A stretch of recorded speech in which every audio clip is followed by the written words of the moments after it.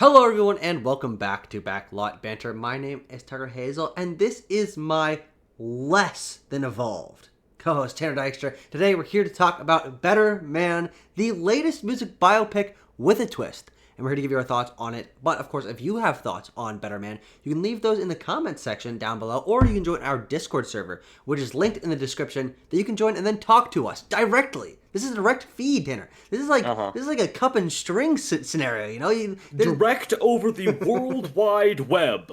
You can talk directly to us about this film, or, of course, any other films. But, Tanner, we've now seen Better Man, and we're here to give our thoughts. Begin. Okay, Tucker, we're Americans. We're youngish Americans. Yeah, let me check.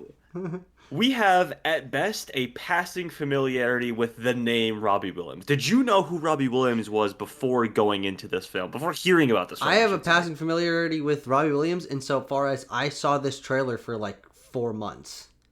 Sure, okay. I had heard the name. I could not have told you a song of Robbie Williams. So that's important context going into all this. I quite enjoyed the film Better Man. Partly because it was actually an educational experience about a musical figure whom was not familiar. And also because, Tucker, I don't know if you know, but he's played by a freaking CGI monkey in this what movie. The heck? What the squelch? What the heck?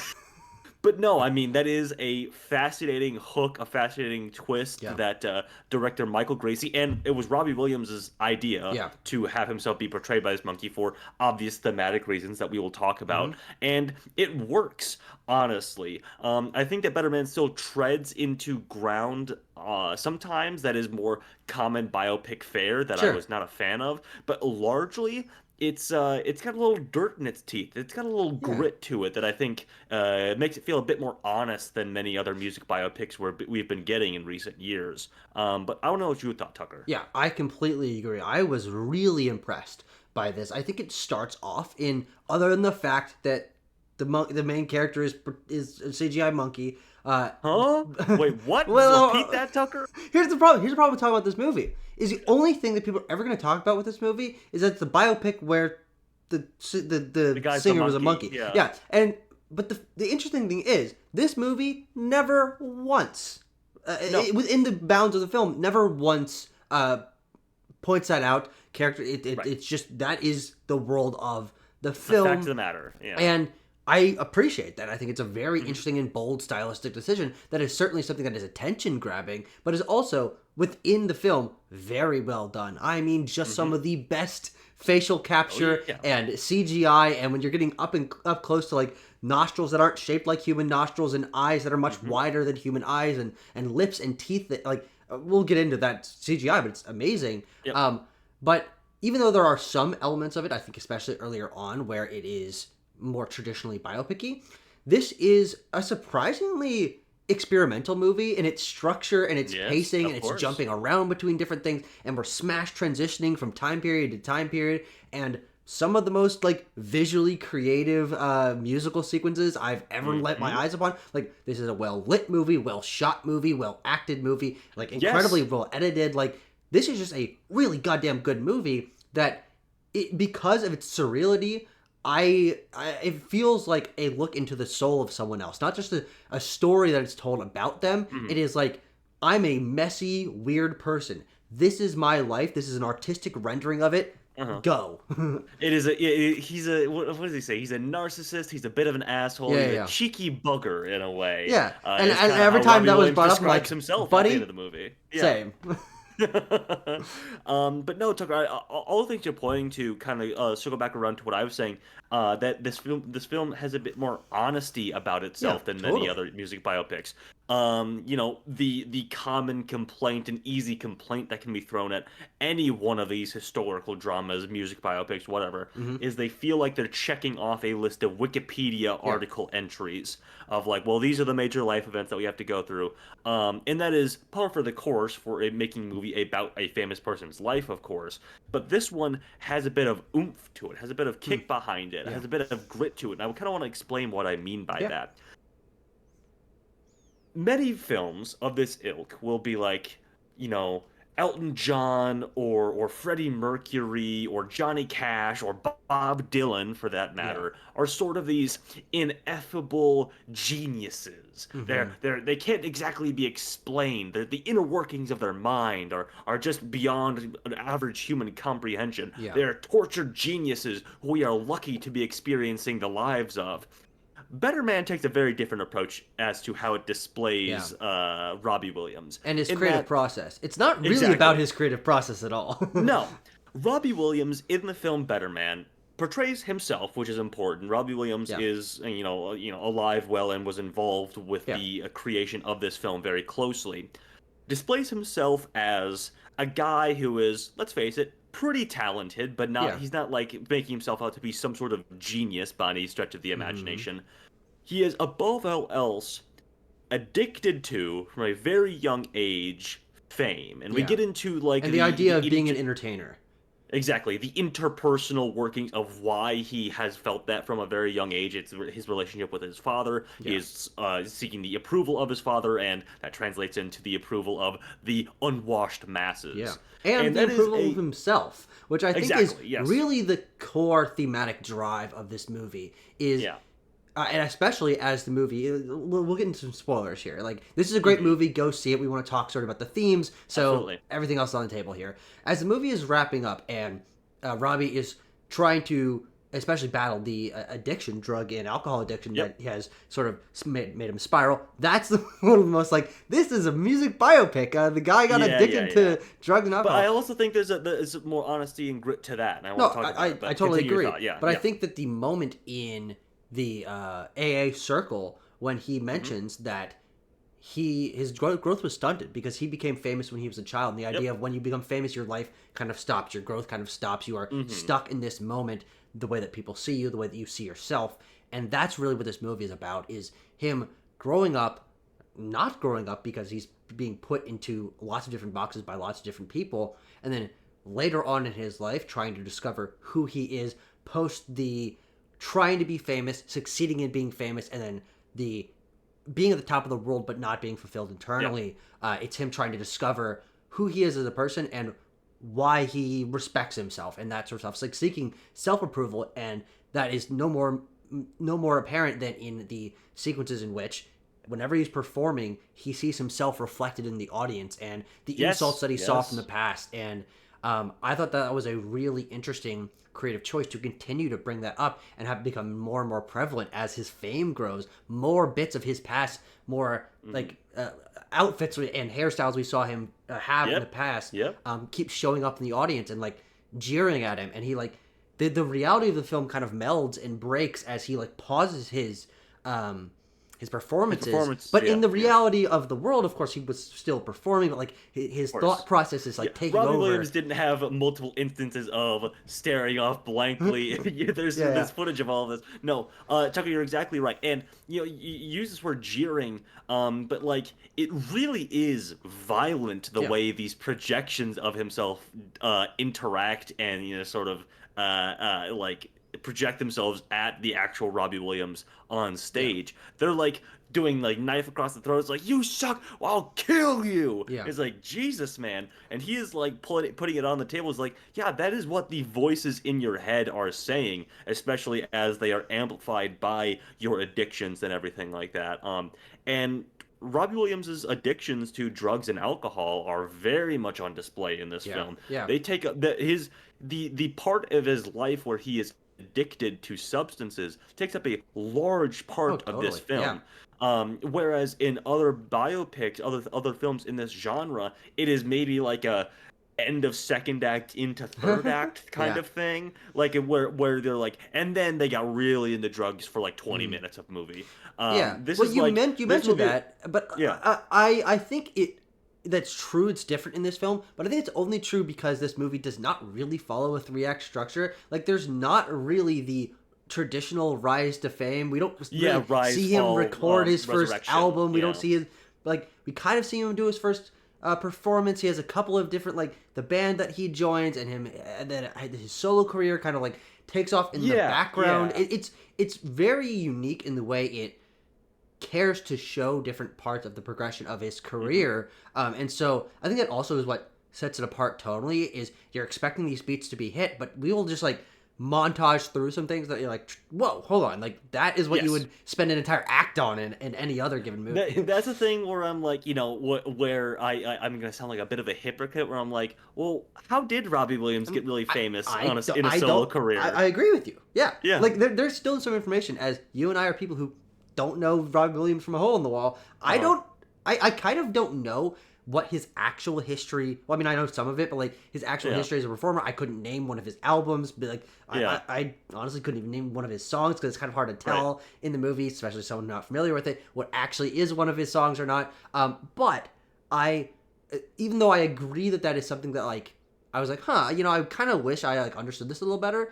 I returned to the intent of this, which is more a look into his mind rather than his life, and I think that is a good intention to have, especially when, like, I'm just watching this movie and I want to get into the cinematography and the editing and all these things that I think make it even more stylistically interesting. And I'm like, it is crazy that this is a studio-backed movie directed by the guy who made The Greatest Showman, which is like with a stereotypical modern musical theatrically released studio movie. I'm like, this is like an angry, like messed up, experimental, like look into like an artist's mind. Like I'm like, it's really this is not like any other big studio music movie. That's the thing about Robbie's whole motivation in the movie is that it's really fueled by like vitriol and what's what I'm looking for, not. He's like angry for a lot of this movie and trying to prove himself, which is usually not the mode that most protagonists, especially the ones that you're supposed to be rooting for, are operating in. And it really draws into the question that is Robbie displaying himself as a protagonist who is supposed to be rooted for? Are we supposed to like Robbie Williams, or is he such a divisive figure that he's trying to display himself honestly in the film? I think it's all very well executed. The technical side of the craftsmanship that you were talking about is very good. It's sublime, Tanner. When I started seeing the trailers for this in the theater, I was like, yeah, it's the Robbie Williams movie where he's a monkey. But then after the trailer, you see some of these shots, and you're like, this looks really good, actually. Yeah. Like, surprisingly good. And I think Michael Gracey is a talented and dynamic visual storyteller. The Greatest Showman is very, like, sugary sweet, like all like pop feel good all the time kind of thing. I mean, we are sugar washing the history of P.T. Barnum in that movie.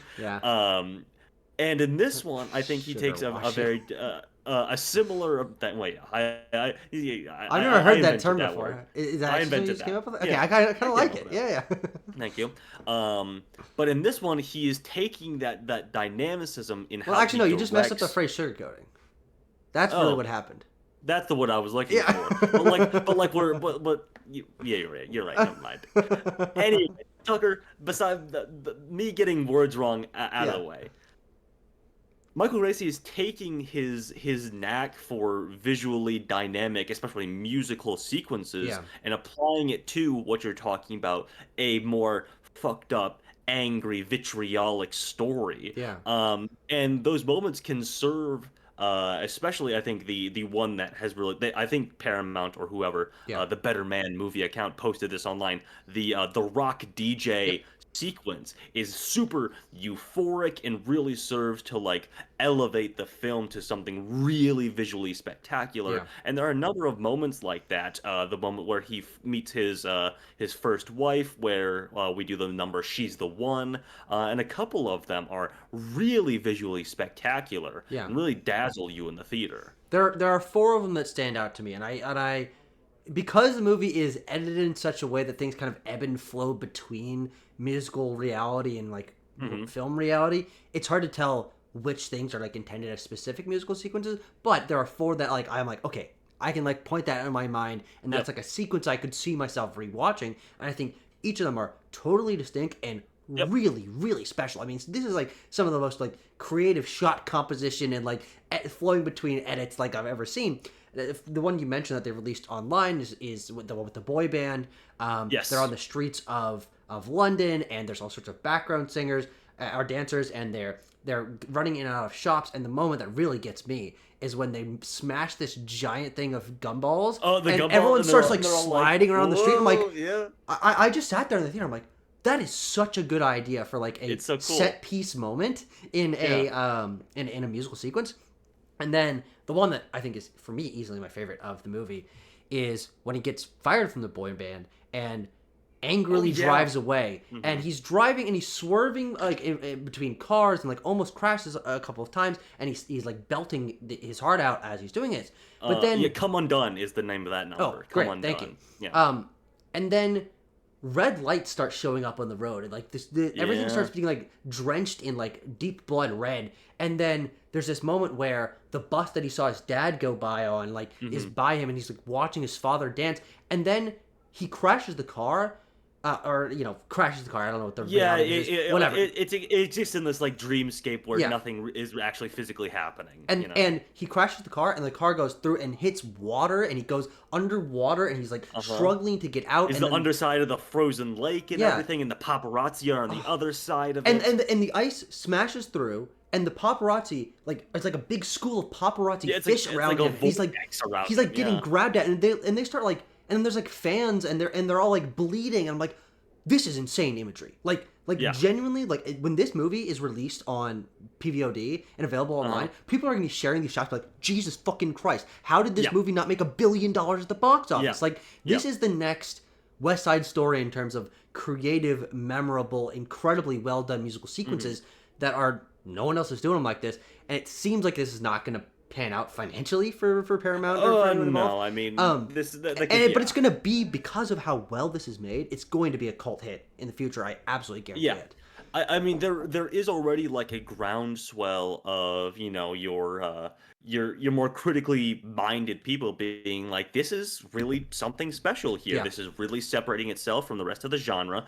I can feel the influence of 2019's Rocket Man on this, which is really sort of a breakthrough moment for like musical biopic through the lens of an actual musical, and we're using like a jukebox musical sort of lens to perform the star's numbers. But Rocket Man is not doing things on the level of visual imagery, imaginative stuff that this thing is doing. That Rocket Man is more theatrical. It feels more like a stage show at times, where this is really pushing the limits of like what can be done with CGI imagery and with film. It doesn't feel like a Broadway play. It doesn't feel like a stage musical or a classical Hollywood musical. This is it's a CGI musical. It's almost like an animated musical, like the dream sequences that you'll see in something like feels like Little something Mermaid or what. Like it has these like whoa. If you put a gun to Robert Zemeckis' head and told him he had to make a musical film, he'd probably make something like this. Is kind of what I'm saying. He's a modern Zemeckis, I'm saying. Sure. Because it's in that line of like really harnessing the powers of digital filmmaking. Tucker, I'm going to take a leap. I'm going to say the fourth one that you wanted to talk about. I haven't got to 3 or 4. I got. Okay, so you got Come Undone, the driving one. Then the one on the boy band one. Rock DJ. Rock DJ. Are you? Where you want to bring up the one where he meets his wife? Yes, that's the third one. Yeah, she's the one. That's a great one, and that's where a lot of the shots from the trailer I'm talking about are from. When like there's the stars are like falling out of the sky, and he's like dirty dancing, propelling her, pushing her around in the air and everything, and then we montage through like the parts of their relationship and their marriage and everything like that. Very well rendered. It's great because it has a great sense of flow. There is good choreography of them like him like lifting her up and spinning around and all of that. Yep. But the way that they spin and use that as like a momentum cut between different parts of their relationship, like it's a really fascinating moment of like character interaction, because it's their introductory sequence, it's the romantic sequence, and it also tells the story of their entire relationship, and like the editing of that flowing back and forth, and like the actions they perform like tumble them into a different part of their life, and they're singing about each other and like being the one for each other. I'm like, that, I mean, like this is like a all-timer like two people meeting and like future projecting their entire relationship. Like, this is really, really special stuff. And I do want to point out that's another moment of this movie where I'm like, the color grading and the lighting are fucking on point here. Like when they're dancing on this deck of this ship, and like there's just like little sort of yellowish lights like dotting the ship. I'm like, this looks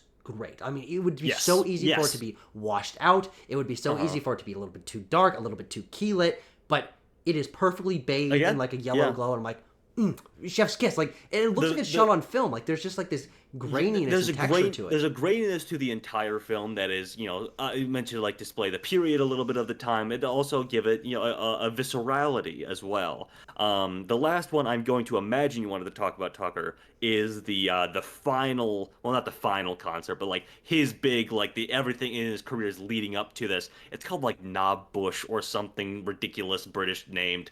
But it's the song that he performs is "Let Me Entertain You," and it's the one where the curtains open, or the lights come up, and he is hung upside down, a la like Harry Houdini, and then it transforms into him performing this number, the shot from the trailer where he's like, "For 2 hours, your ass is mine," which is a great clip to include in the trailer, by the way. And then that evolves past, going through the visual storytelling, the visual metaphor of all the past versions of him existing out in the crowd, ridiculing him and threatening to kill him. He dives off the stage and starts a like wombo combo burly brawl with all the past iterations of himself. He inserts himself into Dead Rising for a second and starts like grabbing items from the environment and just like going crazy. I mean, this is easily the most violent sequence I've ever seen in a musical. He is chopping heads off and arms off and bashing heads in and like biting and snarling and screaming while this music is going on in the background, and like they're just hordes and like, you remember the moment you're sitting in the theater when you're watching RRR for the first time, and the first sequence when they introduce Rom and he's pushing back against the crowd of guys. It's like that, but in a fucking musical. It's crazy, man.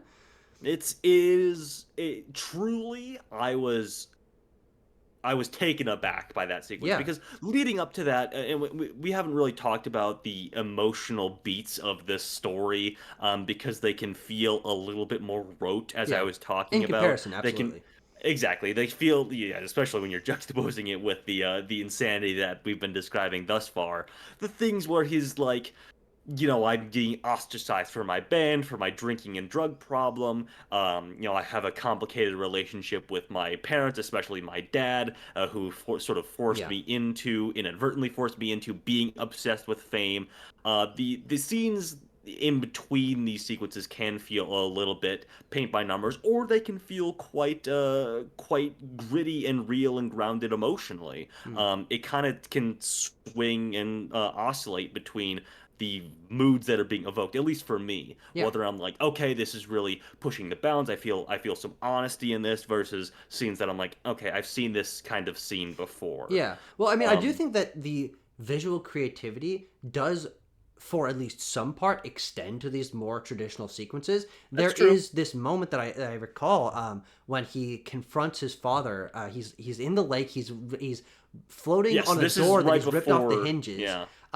And his father like comes to the lake and he thinks he's passed out, so he's gonna go save him. Like wades out halfway into the lake. There's this shot of Robbie floating on a door in a lake, a big pine tree in the middle, and his father wading through, and it is like mirrored in the reflection of the lake. It is beautifully framed. There's light coming from behind the tree. I'm like, that would be the best shot in another movie. Like, that is sick. And it's just like, this is just his father confronts his father sequence, and then a helicopter comes out of nowhere, and as he's screaming, there's like ripples of water coming out from around him, because like helicopter. And then we peak the audio as we lead into that, where it's like the helicopter is reaching a crescendo, and his scream like really peaks the audio as he's like really pushed to the edge, and that leads into the "Let Me Entertain You." He's murdering hundreds of past versions of himself thing, and that's where I'm like, Jesus Christ, this is really something here.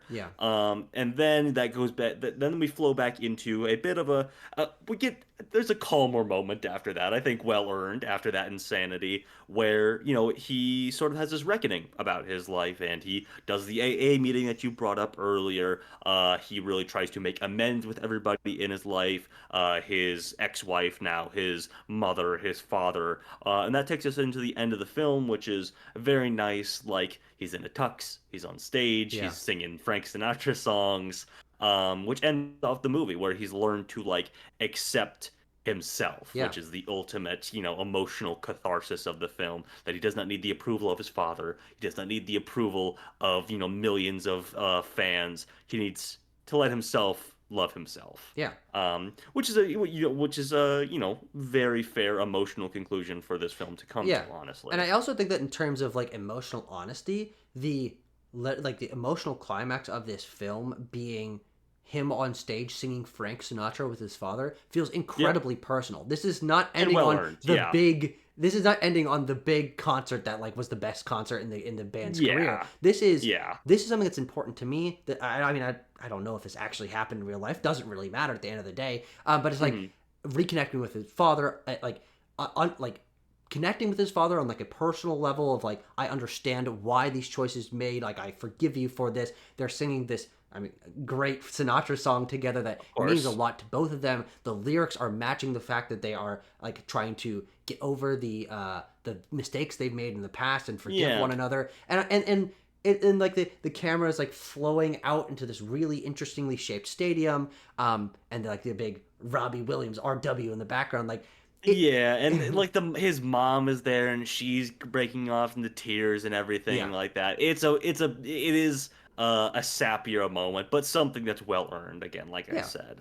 Let's see. Oh, and I also else. want to say in terms of emotional beats and side characters, I think are important to talk about here.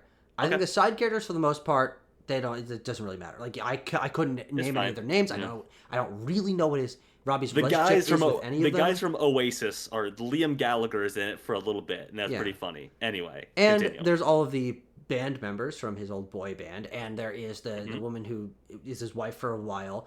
And I don't remember manager. Yeah, I don't remember any of their names. I don't really know what his dynamic is between them, other than the fact that like the basics. I know the basics, and so I think that's like where this movie does falter a little bit. It is so concerned about skipping time periods and jumping between sequences and being imaginative and dreamlike that there is a little bit of a lack of focus on the actual interpersonal dynamics. It is more of a vibe of the interpersonal dynamics, which I think is intentional, and I think the movie is probably stronger because of that, because it would feel a little more traditional if we had to hit these beats with like these are the band members and.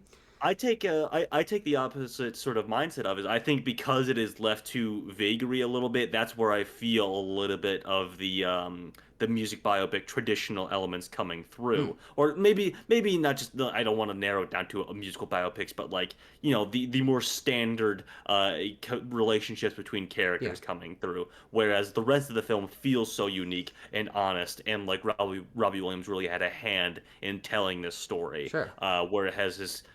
Whereas the stuff between like his mom or his grandmother, his father, his wife, whatever, feels a little bit more rote. She is, his wife is like, she's supportive, but she has her own career, and then she's like, you're a drug addict, I can't be with you. Yeah. Like, that is Walk the Line, that is Bohemian Rhapsody to an extent, obviously differing there. But, I mean, the sexuality of Robbie Williams is also sort of poked fun at, and he narrates the entire movie, so he's like, I kind of... That narration is actually an interesting point, because I think that also speaks to the, like, look into the mind element that we were talking about earlier. And I think it also lends a great sense of humor to this movie. It is very self-referential. It's very much around Robbie's sense of humor, and he comments on things and says he made mistakes, and is like, and we're able to like edit between like, it's like smash cuts to like joke sequences from the past.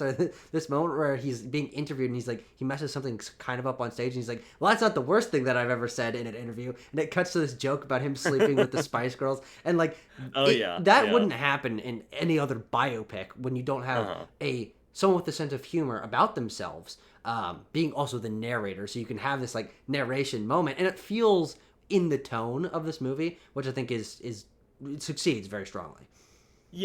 I think it's quite good in all that regard. And again, I just really have to applaud like the honesty of it all, Yeah. which we keep coming back to even in what you just said, because a lot of times it's like the estate of these Yeah, people yeah, controlling the yeah. storytelling, or even I think the closest movie to this film is like Rocket Man, Sure. honestly, Elton John's because still alive. Elton John's still alive. Elton John in the creation of that movie was like, it needs to be rated R, of just Yeah, because My Life was rated R. But even then, it's a bit showy, colory, easy, goes down easily. I would sure. say it goes down easier than the story of Robbie Williams as told by Better Man.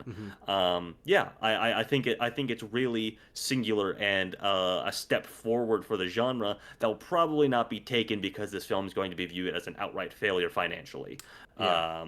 But I think it's being pretty well received by certain select numbers of people who are like tired of this genre, and that's exactly kind of who it is serving Hmm. in electrifying and Yeah. in putting some life and some juice back into this kind of movie. Robbie Williams came at this and said like, I don't want to do it like everybody else. Yeah. I'm gonna tell the story honestly, and hey, also I'm gonna be a monkey the whole time. Yeah. And the visual metaphor there is clear as well. It's not just a cheeky option to be different, to be a cheeky monkey of sorts. Hmm. It is a like, he feels less evolved. He feels like a dancing monkey out Hmm. on stage a lot of the time. Feels Like the ostracized from storytelling, others. the meaning there is quite clear. Yeah. Well, and I think it does work very, very well. We mentioned the CGI earlier, which I think is Hmm. absolutely fantastic, surprisingly It's so. done by the same Weta team that does Oh, the yeah. Planet of the Apes Yeah, movies. and they So know what they're doing, yeah, especially with apes. yes.